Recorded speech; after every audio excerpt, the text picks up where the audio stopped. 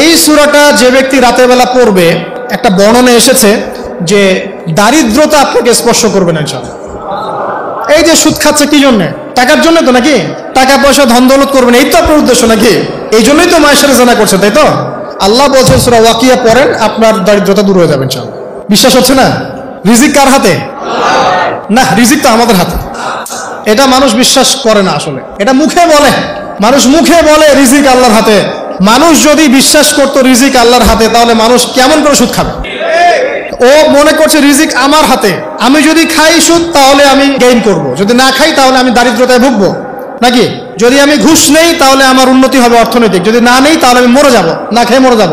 যদি আমি দুর্নীতি করি তাহলে আমি বাঁচবো, আমার সন্তানরা ভালো থাকবে, যদি না করি আমি দারিদ্রতায় মরে যাব, তাই তো?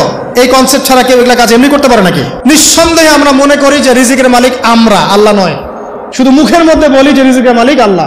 রিজিকের মালিক যদি আল্লাহ হতো তাহলে আমি হালাল পথে থাকতাম এবং তাওয়াক্কুল করতাম যে আল্লাহ আমাকে যা রিজিক দিয়েছেন তা তো আসবেই, আসবে না?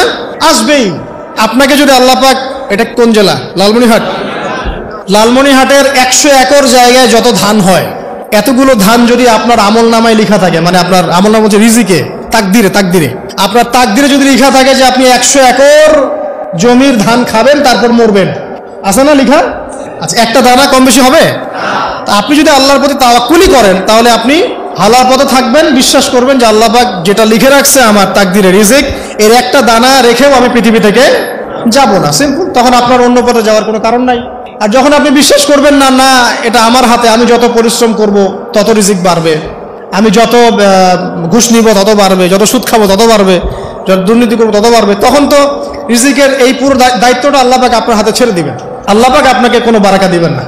ইয়ামহাকুল্লাহু রিবা ওয়া ইউরবিস সাদাকা। সদকা করলে সম্পদ বৃদ্ধি পায়, আর রিবার মধ্য দিয়ে সম্পদ ধ্বংস হয়ে যায়, একদম মাটিতে মিশে যাবে। অনেক গভীরে চলে আসছি, আসেন আবার রাতে চলে আসি।